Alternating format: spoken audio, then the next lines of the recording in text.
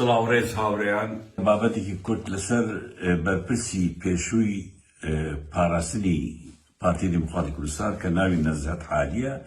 نەزهەت حالی خەڵکی دەبەری بارزانە لە عەشیرەتی دوورەمەری. هەڵبەت نەزهەت حالی دەورێکی زۆر گەورەی هەبوو لە دروستکردنی یان نوژەنگکردنی دەستگای پاراستن بە تایبەتی لە دوای 2023 کە سەدام ڕووخا بە کۆمەڵێک ئەفسەری مخابراتی عێراقی هێنا هەولێر و دووبارە دەستگای پاراستنیان نوژەنگ کرد لە ڕووی ئیشکردنەوە، لە ڕووی زۆر شتی پێشکەوتوو استفادانێکرد. گرنگ نەزهەت ڕۆڵێکی زۆر بەرزی هەبوو لەو دەستگایە و بەرپرسی دەستگای پاراستن بوو چەندین ساڵ و کەسێکی زۆر زۆر نزیکی نێچیروان بارزانی بوو کە مەسعود بارزانی بوو سەر حکومەت. هەڵبەت یەکێک لە ئیشەکانی مەسعود بارزانی ئەوە بوو ئەو کەسانەی لە دەستگا گرنگەکانن کە نزیکی نێچیروان بارزانینە هەمووی لایدا. ئەمەی نەزهەت پێی قورس بوو بە ئاسانی لا بدرێ. ئەوە بوو وەیسی برایی ویستی ئەو دەستگایە وەرگرێ کە ببیتە بەرپرسی دەستگای پاراستن. گرنگ ئەو ئیشە دەوروبەرەکە پێیان باشتر بوو کە وەیسی وەرگن، لەبەر ئەوەی ئەو ئیمکانێتە نییە و دوای ئەوە نەزهەت ئیشێکی زۆر گەورەی کردووە و سەرکەوتوو وە لە ئیشەکەی خۆی وەک دەستگای پاراستن. هەوڵیاندا ڕاگیرن کە وەیسی نەبێتێ، بەڵام ئەخیرەکەی وای لێ هات کە دایکی وەیسی جەیرا تەداخلی کردو و ئەو دەستگایان بە وەیسیاندا. بەڵام لێرە کێشەیەکی تر دروست بوو، ئەوە بوو کە ڕەوانی برای ئەدریس وتی ئەگەر وەیسی بڕواتە ئەوێ کەواتە ئەو بەرپرسیارەتی دژە تێڕۆر بە بوو من بێ. ئەی نێچیریش هەمان داواکاری هەبوو کە دژە تێڕۆر بدەنە ڕەوانی برای، بەڵام ئەوەش قبول نەکرا. یعنی وەیسی دەیویست دژە تێڕۆریش و پاراستنش بوو ئەو بێ. لێرە کێشەیەک دروست بوو بەینی نێچیر و مەسرۆر و وەیسی و ئیتر مەسعودیش شتەکە زۆر تەداخلی نەکرد، هەرچەندە جەیرای خێزانی تەداخلی کرد کە ئەم شتە بوو و وەیسی بێ. لە ئەخیری گەیشتنە ئەتیفاقێک کە محسن گەردی جێگری نەزهەت حالی ئەو بە فەرمی بەرپرسی دەستگای پاراستن بێ، بەڵام ئیشەکان و سەرپەرشتیکردن هەمووی بخرێتە لای وەیسی کوڕی مەسعود بارزانی. ئیتر نەزهەتیشان دابێت. نەزهەت لێرە زۆر تووڕە بوو. ئەو وەختە هاتە ئەڵمانیا فترەیەک ما دوای گەڕایەوە کوردستان، چونکە پێیان وت بۆت نییە بچێ دەرەوە بژی. گەڕایەوە هەولێر، جابەجارش دەنووسێ و ڕەخنە دەگرێ و قسەی خۆی هەیە. لەم ئەخیرە چەندە هەوڵێکی زۆریدا لەم 2 ساڵی ئەخیر کە خۆی لە لێچیر دوور بخەوت پێشانی دەکرد کەسێکی نزیکی مەسرورە، بەڵام سەر نەکەوتووە لەو نوقتەیە، هەر با کەسێکی سەربا نێچیر حسابە.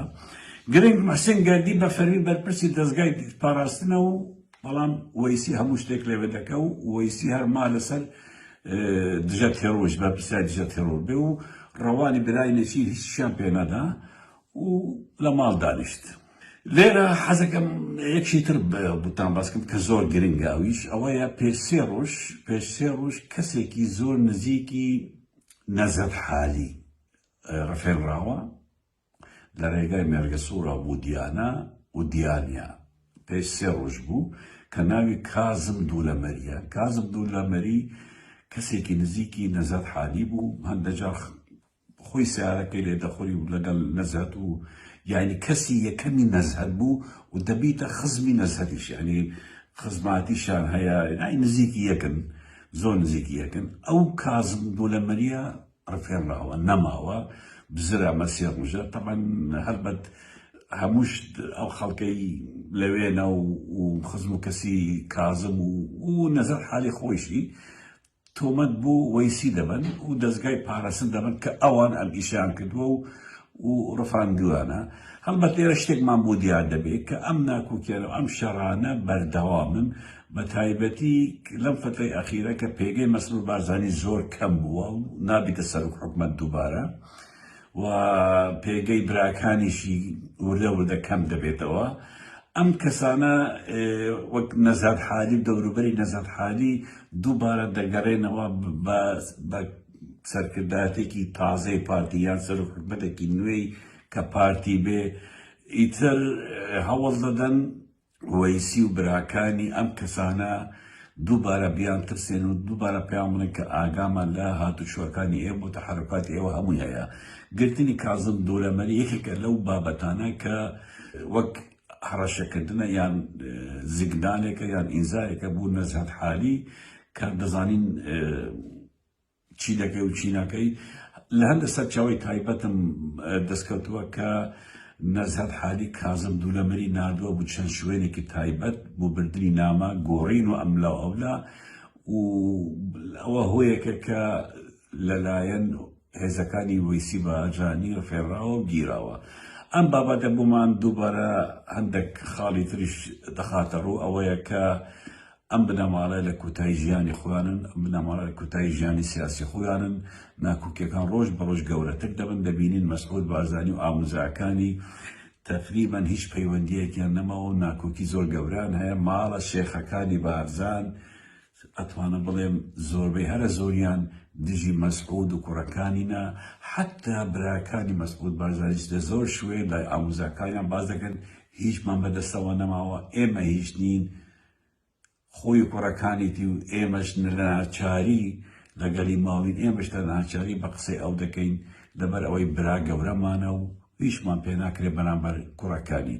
ئەمە تازەترین ناکۆکیەکانی ناو بنەماڵەیە و گرتنی و ڕفاندنی کازم دولەمەری زیگنالێکی زۆر گەورەیە کە ئەوان هەوڵ دەدەن کەسانی کە بە نەیارانی خۆیان دەبینن لە ناو عەشیرەتەکانی بارزانن یەک بە یەک تەسفیان بکەن و بیانگرن و ڕایوان هەمومان بینی ئەو کەسانێک کە سەردانی ئەدەم بارزانیان کرد و پێش چەند ڕۆژێک گیران لە هێران و نازەنین ناکۆکیەکانی هەرە گەورەی بینی مەسعود و ئەدەم، مەسعود و ئەیوب بارزانی، مەنسوور بارزانی، حتا شێخ سانە کە تکاتە کوڕی شێخ ئەحمەدی بارزانی ئێستا تەقریبەن هەر ئێمار کراوە، هەر هیچ قیمەتێکی نادەنێ مەسعود بارزانی ئەوان زۆر هین کراوە، ینی لادراوە.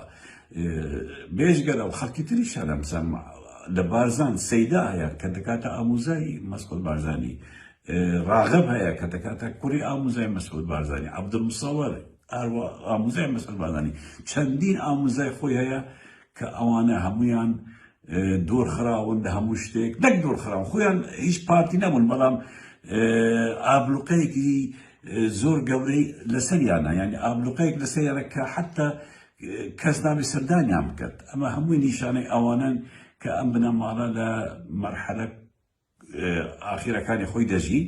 من لێرە خاڵێکی تریش پێتان دەڵێم بە مەسرور بارزانی دەڵێم. مەسرور بارزانی 11/8/2025 بەڵگەی زۆر گەورە پێشکەشی دادگایی واشنگتن کراوە لەسەر سکاڵەکەی من و چەند کەسێکی تر، هەرچەندە محامیەکەی ئێوە لە کوردستان 24 وتی بابەتەکە کۆتایی هاتووان نەماوە، محامیەکانی ئەوان دەستە سەر دەکەین، ئەو کەسێک کە تاوان بارە و لە ئەڵمانیا ناوی نەنێنە دەستە سەری دەکەین، وای لێ دەکەین، بەڵام ئەوە هەموو چەواشە کاری بوو. مەسعود بارزانی کەیسەکە بەردەوامە، خۆتش دەزانی چی پێشکەشی دادگا کراوە.